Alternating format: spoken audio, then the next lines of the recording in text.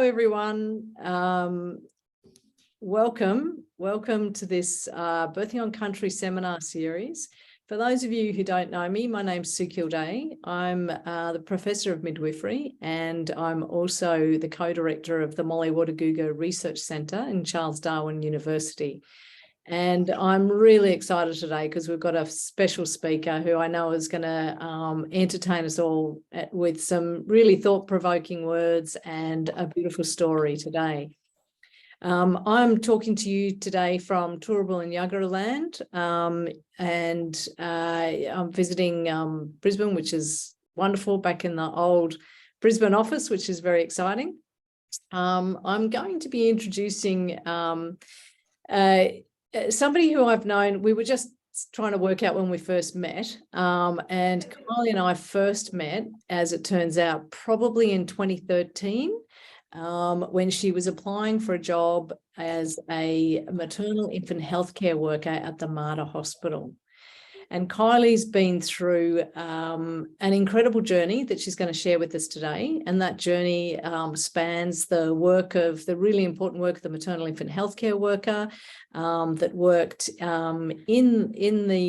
working with the Murray Clinic in the Mater Hospital there, standing on the shoulders of the most extraordinary Auntie Denise, who established that service, and a wonderful group of, Michelle Koziak, Aboriginal midwife, but Shannon Wardago and Gwen, and a group of, Beck, a group of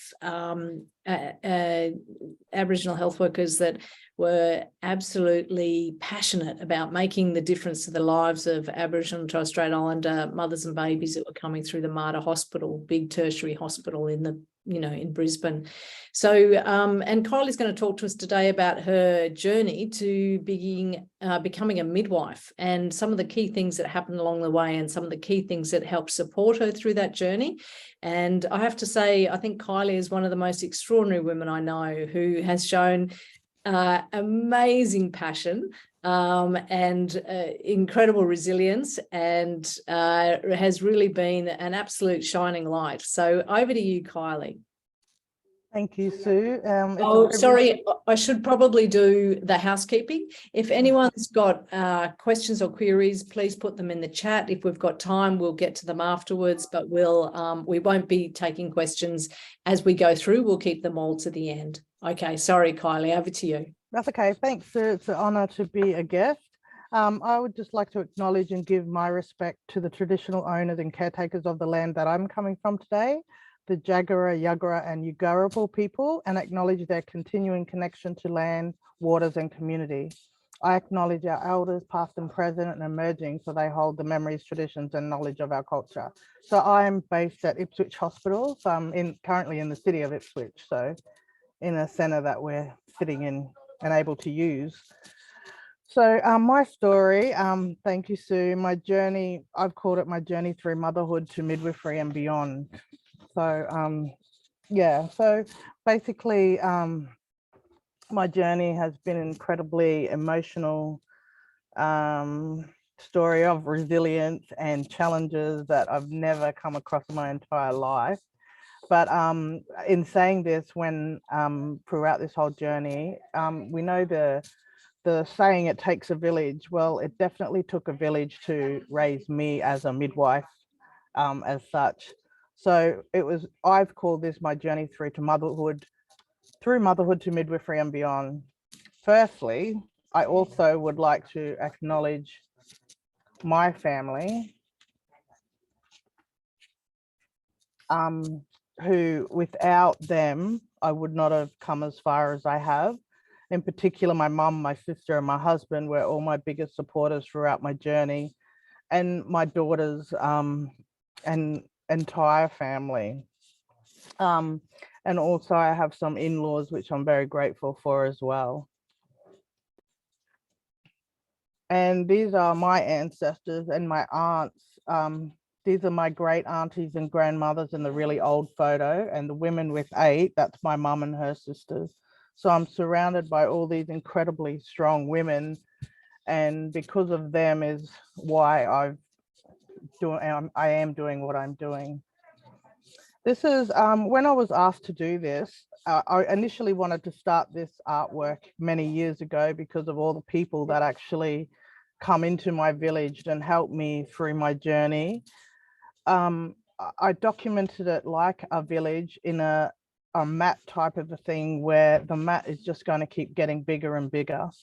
So on this doc, which is it will always remain unfinished because there's always people that come into my life and support me in whatever way they've come in.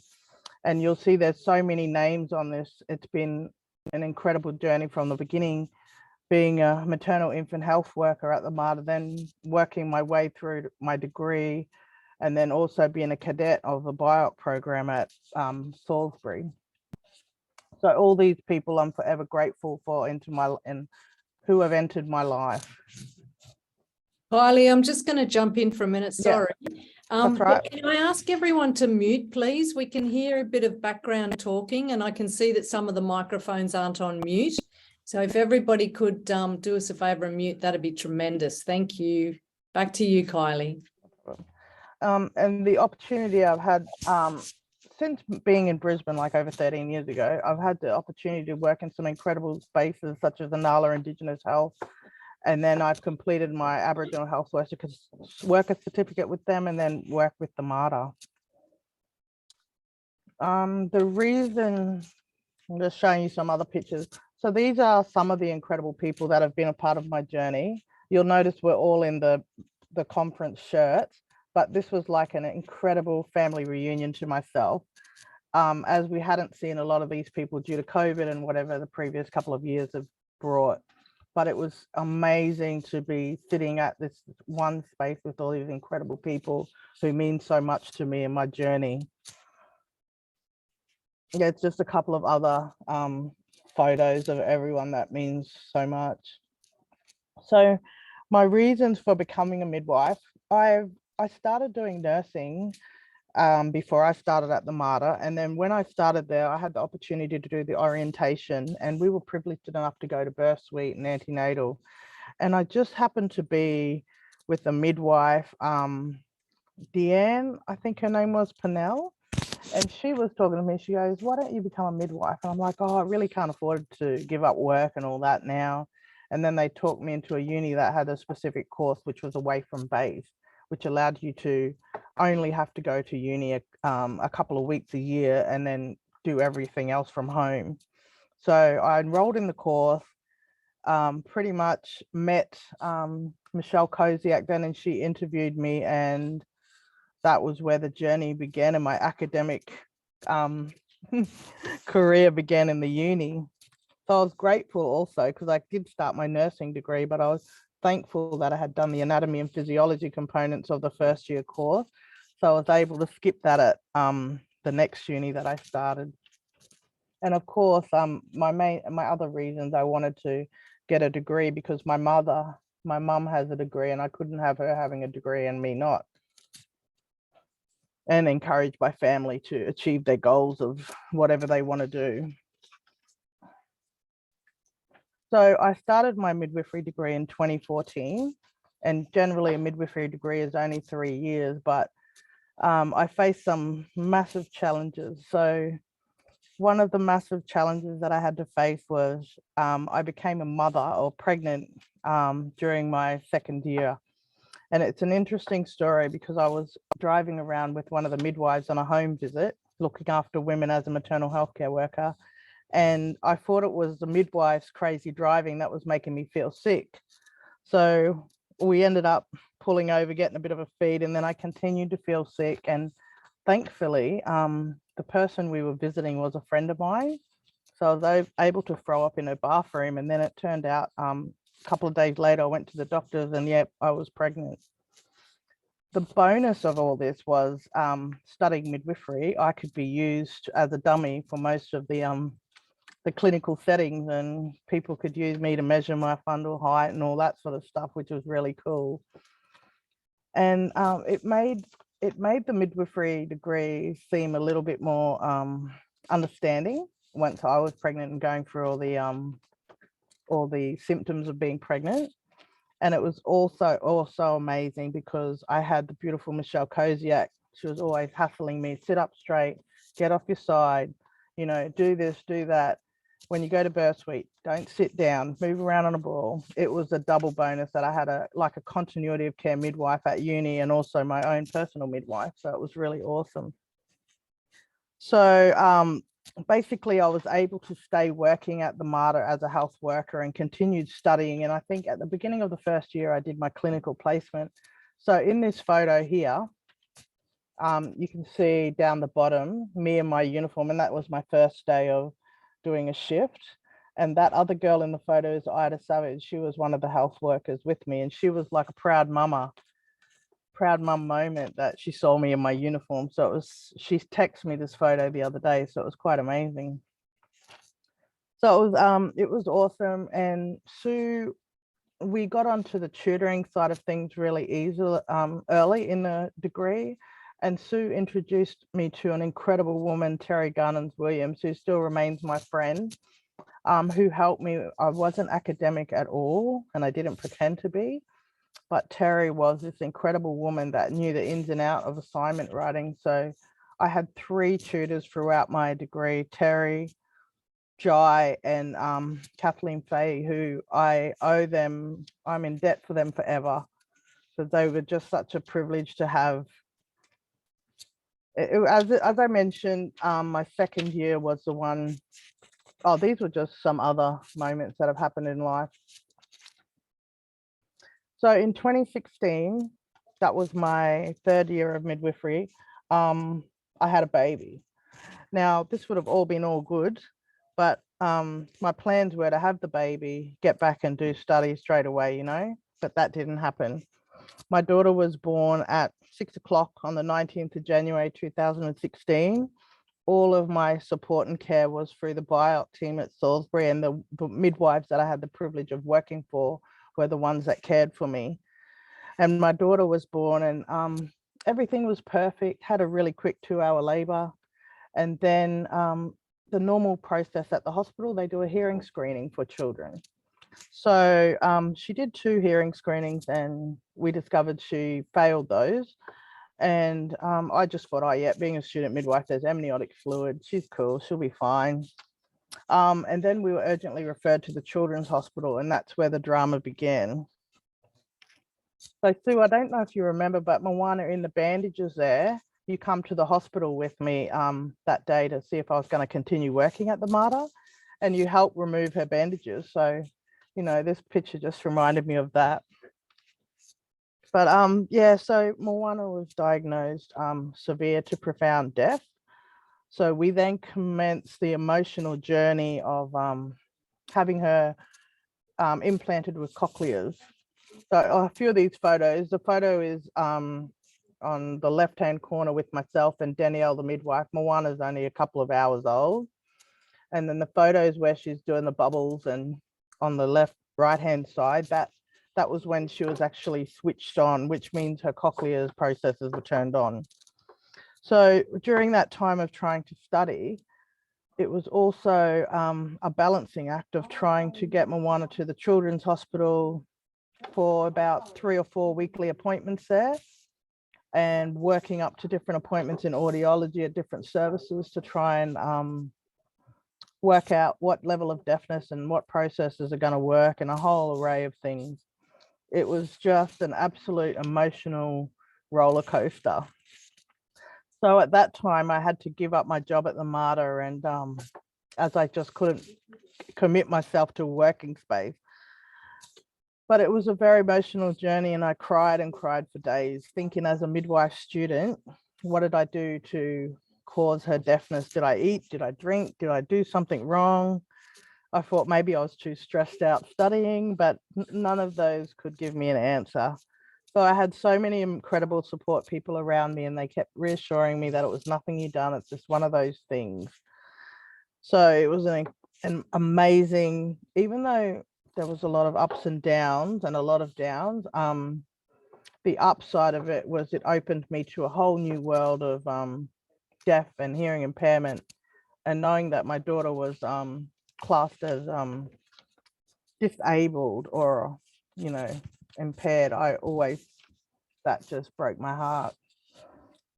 So then I continued on with my studies, which was such an effort. And then eventually when all of Mwana's appointments thinned out, I was able to go back and work at Salisbury as a midwifery cadet, which I was absolutely blessed and honored to be a part of that space when it first opened and all of that. And I had access to the midwives again and to ask questions and support the women in our community. Some days it was just about picking people up and being the taxi for our women, but other days where we actually got down and sit down with midwives and discuss cases and different scenarios around birthing and things like that. Finally, in 2018, I finished all of my, actually, hang on, in the 4th year, Mwana, tragically enough, Mwana got sick a couple of times, and we had to spend a couple of weeks in the children's hospital where she had to get IV antibiotics. And it was during this time that I was doing clinical placement. But funnily enough, the university didn't support it. You have to get to placement or you fail. So I had to withdraw from university at that time and commit to my daughter, because I was also still breastfeeding this child.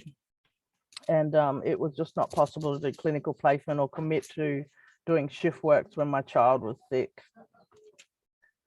It was such an effort. I just felt at that time, there's got to be more mothers out there that are doing studies, and, you know, their children are all, you know, sick, and you got to tend to them. But in that space, I just didn't think the university at that moment was ready for mothers studying. Then at the beginning of my degree, I was actually working at the Mater and doing my placement there. But because of that failed clinical component, they said to me, oh, we can't guarantee you back there, but, you know, you can go to Logan. And I said, you know what, I don't care. Whatever happens, I'll just go to the closest hospital. That's fine. That's close to home. So I did my final clinical placement at Logan Hospital, and that's where another challenge began. It was to add to what I was already going through, the emotions of being in a new hospital, not knowing my way around, the pressures of what they put on a 3rd year student then was incredible. No one really listened to me, whether I just had a child who was deaf, had a time away from clinical placement. They just expected me being a 3rd year student. I should have known what I was doing. So it commenced another emotional roller coaster ride of I'm quitting, I'm giving up, I don't want to do this anymore. But every time I reached out to my incredible mentor, and she said, let's talk about it, let's get you back on track. And I ended up managing to finish.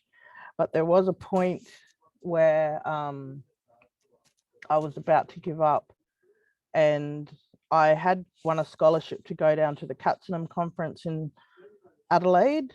And I spoke to Sue, and Sue had organized for some people to have a chat with me down there. So this was the first Katzenham conference that I ever went to in my whole midwifery studenthood and so forth. And I'm glad I went, because I met some students down there at that conference that had the same things, thinking of they're going to quit, they're going to give up, you know. And it was just incredible, because you actually feel so alone when you have those thoughts of quitting. But when you met other people that are thinking the same thing, you're like, oh, hell no, we can't do that. So then, and the other thing, I got to travel with a lot of people on the way down to Adelaide, and I got to sit next to Nola and a lot of other midwives that have been around for an extremely long time. And my journey was not even as hard, or I couldn't even compare my journey to theirs. So having a chat with a lot of these elder midwives, and including Auntie Graceland Smallwood, and the racism and the hardship she went through, I'm like, man, my story is not even that hard. I said, these women faced so much racism and so much telling people telling them that they couldn't do it, and they kept going. So I stole their resilience and used it towards my own journey. So when I got back to Logan Hospital, I was in a different mindset, different mind frame, and successfully completed my clinical placement there. So it's been an incredible journey in that space. I think the other things that I think the universities, I have spoken to numerous other mothers that have studied and currently going through grad programs and different things, and university doesn't seem to be adaptable for us as mothers. You know, assessments being due, even though we applied for extensions and stuff like that, there was no empathy or compassion for our situations, and you either submit it and fail or just drop out of the course. So I received a lot of my support from one of the workers that Michelle Koziak was awesome in that space, but it was the people on the outside of the university that helped me recognize what the university's responsibilities and requirements were. And since graduating, I finished up at Logan and finished my clinical placement there, and I developed a good rapport with all the managers in that space. And I didn't get a full-time grad program position, but I was blessed enough to get a 6-day a fortnight position, and I was able to pick up shifts as a registered midwife in the floor. So that was an absolute privilege. Then I worked my way into applying for another grad program in the Judge and Bora MGP program at Logan Hospital, where I took on a 6-month stint with the continuity of care model, being on call and all that for our women. But that was so difficult with having children and everything like that. It was just, I just couldn't manage it at that time. So luckily though, I was able to take on a role of a smoking cessation midwife. So I applied for a smoking cessation because previously with our BoC training, we've done a lot on smoking cessation with the birthing women and pregnant mums. And I thought I could apply my knowledge in that space, which still allowed me to do my clinical and everything as a registered midwife. So that was awesome. And I ended up fulfilling like a 10-day shift, or probably an 8-day shift in that space overall. The other times, as I mentioned, my daughter was born deaf. We had so many incredible opportunities come my way from in that space. I was offered employment with Deaf Children Australia to mentor and support other Indigenous families that had a newly diagnosed child with a hearing impairment of some sort. We also, we're pretty famous now. We were put in a lot of educational videos in relation to how to navigate the hospital system and the services in relation to hearing impairment. And thankfully, with this experience, it made me to complete my qualification so I could actually conduct the healthy hearing screens of the newborns at Logan Hospital. So as part of my role, even though I was smoking cessation, I also fulfilled the duties of going out into the homes of our families and ensuring that the healthy hearing screening was completed in an orderly time. And if there was any things that were picked up in those screens, they were referred on appropriately. I absolutely love that because I feel with the experience of my daughter, I think it was just something that I felt obligated to sort of be a part of. So that was awesome. And this other job let me do a couple of days a week whenever I felt like working from home. So this is just another document. When my daughter was born deaf and worked at Deaf Children Australia, they asked us to do a whole little drawing of our journey through that area. And every time I reflect back on this and what I've achieved throughout the whole time, it really gets me quite emotional. These were just some of the other midwives after I finished with Logan, or during my time at Logan in the last 6 months, but before that, beginning of 2018, I had the opportunity to keep my cadetship at Salisbury. And these are some of the incredible midwives that were in that space at that time. These are photos just of the health workers. The one on my right, where I'm in the blue shirt, that's Shannon Wardaguga. She was one of my incredible supporters and mentors.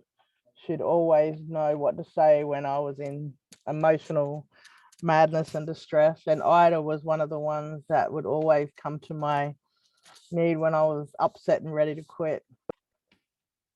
And those two bellies, they're actually my belly cast of when Moana was in my tummy. This was my graduation day. So it was an incredible, I wasn't actually going to attend my graduation because I was actually over the whole university experience. But I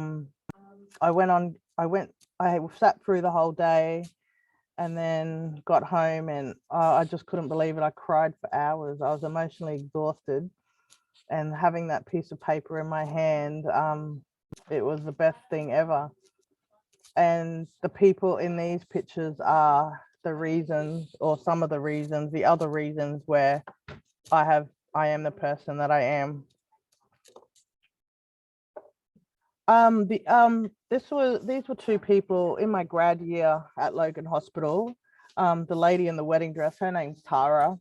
She was my mentor as a graduate, as an MGP grad, and she was an incredible mentor.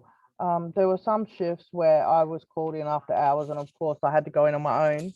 But some of them were quite traumatic experiences on the shift in the birth suite. And often I'd ring her up in the morning telling her I'm going to quit. And she would just say, Kyleigh, you didn't do nothing wrong. I said, the other midwives of how they treated you was wrong. And yeah, we can fix that up later. So just those little conversations and debriefing with her was incredibly helpful. And the other lady, Sandra, on the left, my left, she was my hospital clinical facilitator when we were doing shifts, and we're really good friends up until now. And we always call each other up and do a little bit of debriefing on what happens in different spaces, and we just support each other even though we're no longer working with each other. This is just another thing.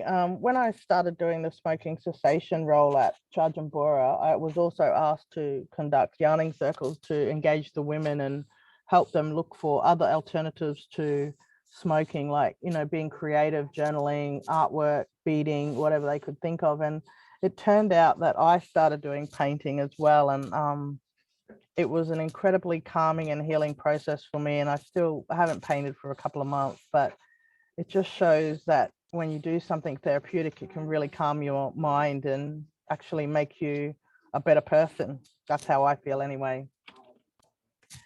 So where I am now, I commenced working at Ipswich Hospital as a First Nations Clinical Midwife Liaison Officer, and I currently sit under the Indigenous umbrella and working alongside at the moment of the Jagu maternity program. My role here is to engage clients, meet the women at antenatal, anyone that identifies or has a baby that identifies, and antenatal clinic, let me know if no one's turning up for their appointments, just generally be there for them. I have a mobile so they can ring me if they have any midwife questions or any queries. So it's basically, if they need me, they can call me whenever.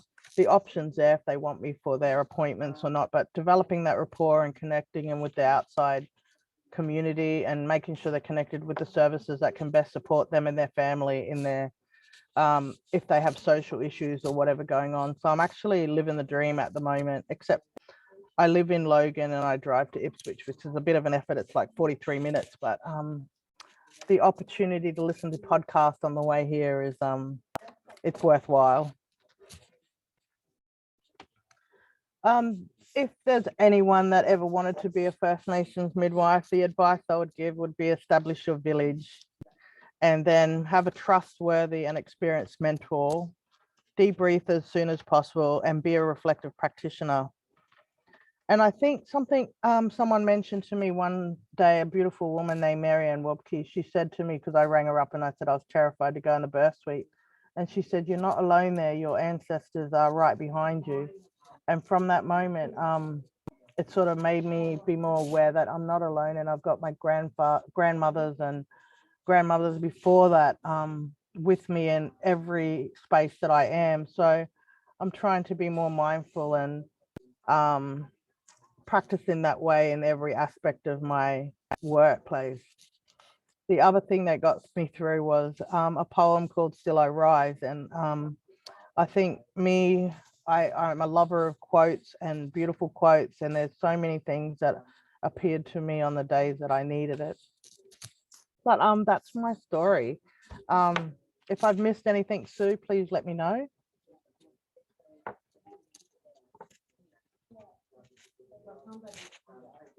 Thanks, Kyleigh. That's absolutely beautiful. Do you want to stop sharing your screen and we'll open it up to questions? I mean, I think I'd like to make a few comments while people are sort of thinking about questions, and maybe if people can put their hands up, that would be really helpful. And either, you know, questions in the chat or questions, people are happy to ask them. I'll try and keep an eye on the two screens that we've got here. But Kyleigh, you've been such an extraordinary woman to watch. Your journey has just blown me away. Like, there's no way I ever would have had the resilience that you had. And I think starting the story at the beginning, talking about your village and how you found your village and made sure that you had the right people and right support around you is it's great, it's important, and it's what you can control yourself. But there's some things that are out of your control, and we're out of your control a lot, and probably is where you face some of the greatest challenges. But I think you've actually given us thoughts around both how you meet the challenges in the university, but also how you meet the challenges in the hospital, both of which both institutions are quite famous for still continuing to be institutionally racist across Australia. So very difficult to change these big institutions. But some of the things that you talked about were about having universities in particular having to be flexible, which we know many universities aren't, having to be you needing to be able to be thinking laterally and have the support to be able to think laterally to actually meet your study goals in a way that didn't always meet the university goals. But, you know, look at you here, you're a trained, skilled, beautiful midwife and somebody that we want to keep in the profession for a very long time. So I think I took away a lot of what you were saying, the fact that we do need to be flexible, that we need a village to support every Aboriginal and Torres Strait Islander student midwife that's going through our institutions, and that the importance of mentors. So I saw people had their hands up, and I'm happy to hand over to questions. But I think that finding your mentors was something that came through very strongly. Somebody had their hand up. Is there anyone wanting to ask questions, or will I ask Kyleigh? Nobody's saying anything. What I might do is, Kyleigh, is ask you to talk a little bit about, actually, no, we've got a hand up from Robin. Robin, if you'd like to ask a question. Mute. Is that better? Yeah. Kyleigh, thank you. That was so beautiful. Honestly, it's such a privilege. The time, I love you so much. Everything now is just amazing. With you all the way. I love you too, Robin. Thank you.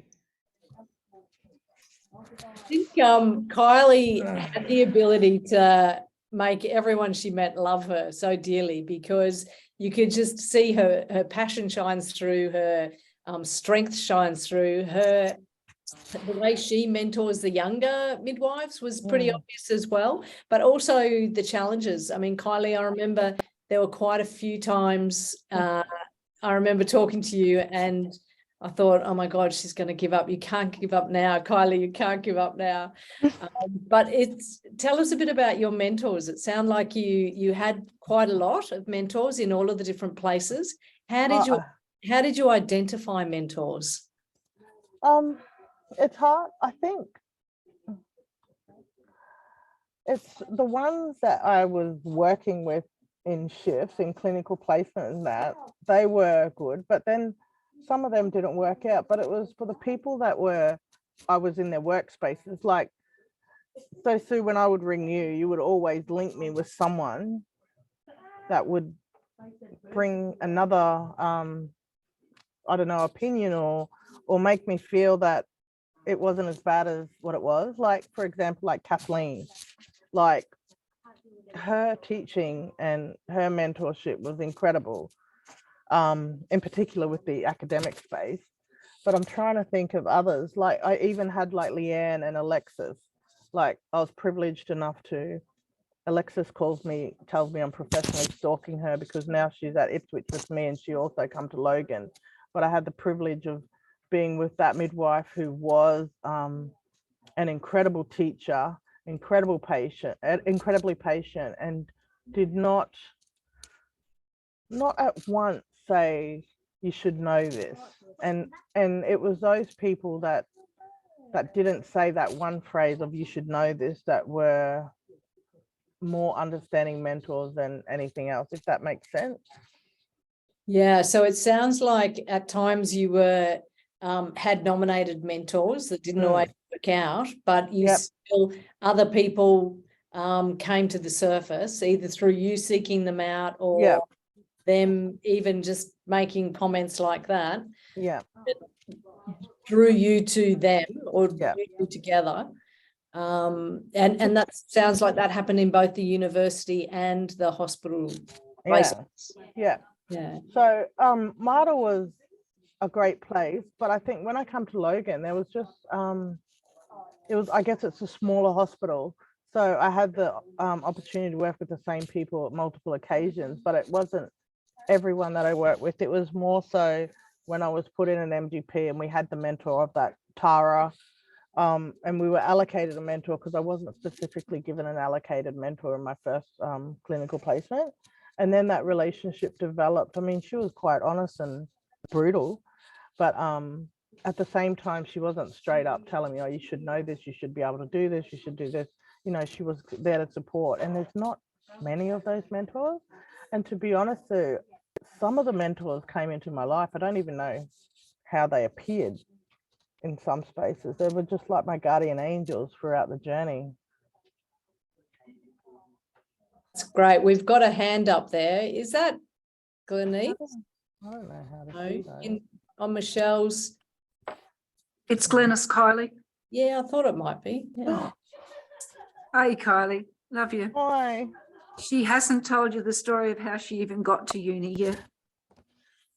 You're gonna make me cry again? You want me to tell it?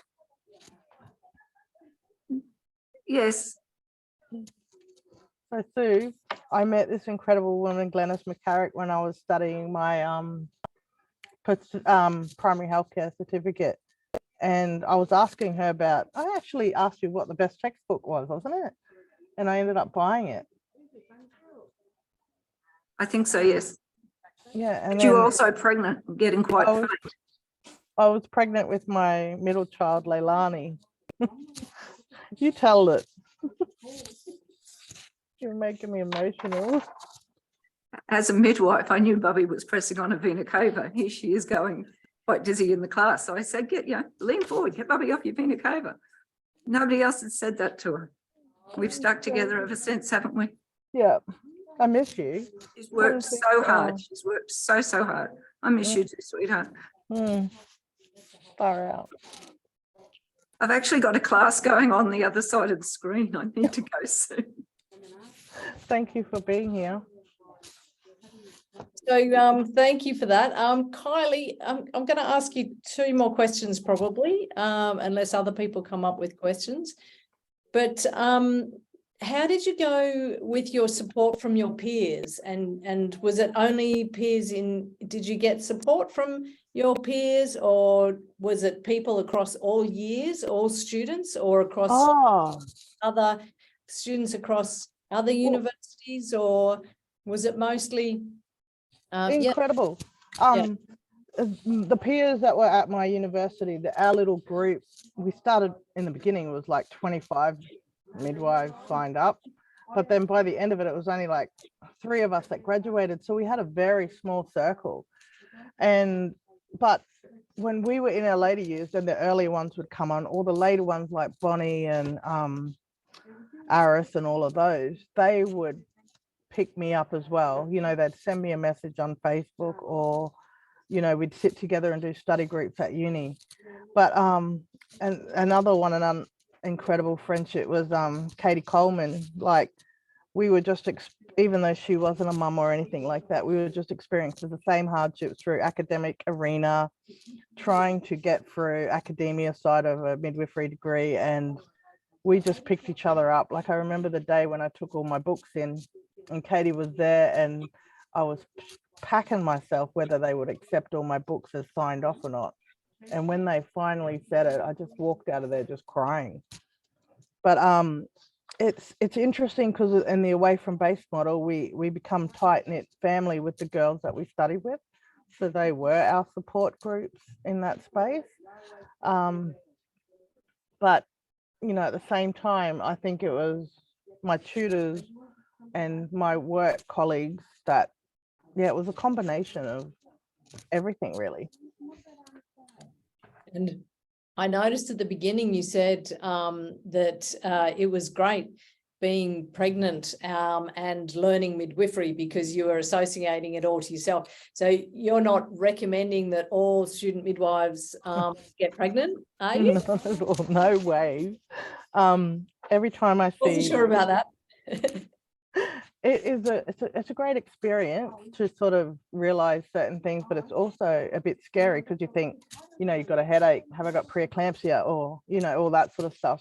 But the challenges of being pregnant and morning sickness and tiredness, trying to do shifts and that, it's just hell.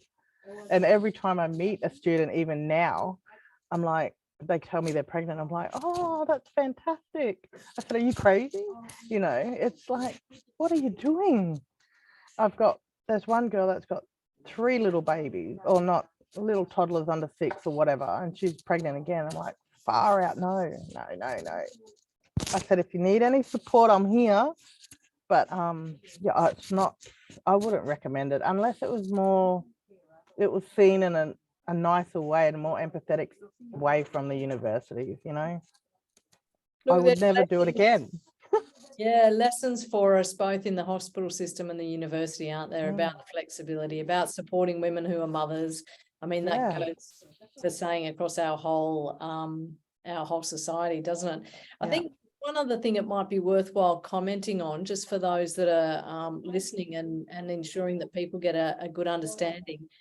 I know what we've learnt over the years is trying to get the money story to work properly for students is a big challenge, isn't it? So massive. if you get one scholarship, then you're not allowed to apply for others, and if you get cadetship, then you've got to do this and that. And so did you want to say anything about that at all? I know there's not a lot of solutions and a million application forms. Yeah, I think in the beginning, like, I was privileged enough to be working in the maternal infant health worker space, and that sort of coincided with my work and studies. But, you know, later on when we go to the clinical space, that's where it becomes really hectic. But I guess, you know, keep on applying for scholarships. The Puggy Hunter was a blessing in disguise, and I was grateful enough that they were able to pause the scholarship when I went on maternity leave. And then Rodanthe, Lipset, like the last clinical placement I had no employment. So that scholarship that I got through them just covered the daycare fees. So I don't know, it'd be an amazing thing if cadetships were more readily available to people. It's, the financial side of being a woman and a mother is so hard. Yeah. And I think one of the other things, there's a question there. Terry's wondering if you've got any suggestions for curriculum presentation courses that might be introduced first or later in your course. Anything that was hard and should have been left to the end, or easy and should have been done first? No, I think they did it in a good manner. Like you learn everything theoretically and then you have your clinical placement. But I think the way they did it was good, except, you know, when you have the issues of sick children and that, and the compassion and empathy is not there. More flexibility needed there. Flexibility, yeah. Hey, so I'm going to ask you a tricky question. Oh gosh. Well, not a tricky question, but it's I was talking to a student midwife who's just in her first year the other day, and she thought she had a sympathetic year. She was complaining about the number of follow-throughs and continuity of care experiences that we're having in our new curriculum, which is 15. How did you find the follow-throughs and the continuity experiences? Was that incredibly challenging or incredibly rewarding or a bit of both? Or well, when I was able to pick up the ones of where I worked in the space at the Mater, it was easy because I was already in the hospital space, whatever. But when leaving the Mater, you couldn't have those clients, even though I was working in the BoC space. The uni wasn't flexible enough to let us have anyone from that space. And then I went to Logan and I had to rush around and pick up a couple of more follow-throughs, and the challenges, it was just ridiculous. I'm like, why can't we just, I don't know, it was so challenging in that space. I think we had 25, didn't we? I can't remember. I'll have to look at my book, but it is quite challenging. I don't know how they can improve that. I have no idea. I think being able to recruit from your where you're working is how you improve that. That would have been easier to be able to. And if it wasn't such a hard thing to actually recruit from the BoC, it would have been just a blessing, and we would have had more than enough continuity. Even the appointments would have been more than what they actually required in their curriculum, you know? Crazy. Stressful just thinking about those follow-throughs. So did you find that they were good learning opportunities or not? Yes, Just definitely. too hard? No, definitely great learning opportunities, but then if the woman was engaging and asking a lot of questions, it was always awesome. But sometimes, I'm just trying to think, a lot of the times they were great, but I think sometimes you could have learnt more when you were in birth suite thrown into someone that you don't know. Oh, yeah, but even though that was awkward because you do not know them, you have to learn and develop that quick rapport. But I feel like definitely the follow-throughs were a better way of learning, even though a lot of them were like low risk and a lot of time. But the ones where you'd experience in the birth suite may have other high risk conditions, and sometimes we didn't get to see those. Yeah. Okay.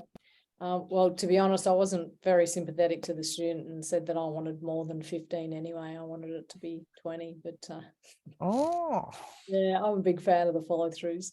Yeah, I like them. I think you should be able to recruit from your workplace. I think not being able to recruit from your workplace is crazy. Yes. And in particular, where I'd used 2 different hospitals, like I couldn't, you know, follow through my Mater ones, but thankfully I got enough out of them before I went to Logan. So yeah, it was hectic.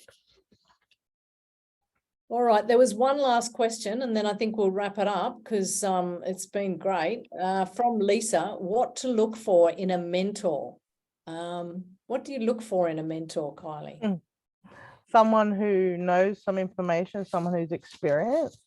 And I remember someone telling me in relation to midwives, you have good teachers, and you have good midwives, but they're not necessarily good teachers. So I discovered that to be extremely true. So there's more midwives that aren't kind than there are the nice ones that actually know how to teach you and are willing to support you. I found in particular at Logan, I was approaching the older, more experienced midwives because I felt they wanted to share their knowledge. Whereas if it was someone younger than me, they would just sort of turn their nose up and sort of, you know, not want to be asked questions. So I was always asking the more experienced midwives that the ones that have been around for generations, they're always willing to share their experience and always beautiful with the women, you know. Not all of them are like that, just some. It's a lesson. I think what you've told us today is a lesson for all of us, those of us in the university sector, those of us in the hospitals, and you know, every midwife in the group that's listening is, you know, we all know the saying, midwives eat their young, and it would be nice to think that we were changing that across all of our institutions, because we need our young. We need to be able to mentor our junior midwives, and I think you're a shining example of somebody who, it didn't take just 3 years to do midwifery, and it doesn't have to take just 3 years to do midwifery. It's a learning journey, it's a life journey. Yes. And you're a stunning example, Kyleigh, of how. Stop it, you're gonna make me cry again. Come on now. Well, you're a beautiful midwife, and I'm very, very proud to have you in our profession. And I want to say thank you on behalf of everyone here, but thank you so much for sharing your story and being brave and talking about it. And thank you so much for giving us some of the information that I think all of us can take away and help to support the First Nations students across our universities and our hospitals, making sure that we're the ones that might be the mentors, and we're the ones that are going to help support the next generation of midwives. So thank you so much, Kyleigh. Thanks, Sue. Appreciate it. Can I just say, you're allowed to cry. It's good to cry. It's okay to cry. I think I've done enough writing this little presentation. Thank you, Robin. Thanks, Kyleigh. That was tremendous. Brave woman. Yeah. Thank you, everyone. Take care. Keep an eye out for the next Birthing on Country seminar series, and take care, everyone. Thank you. Thanks, Kayla.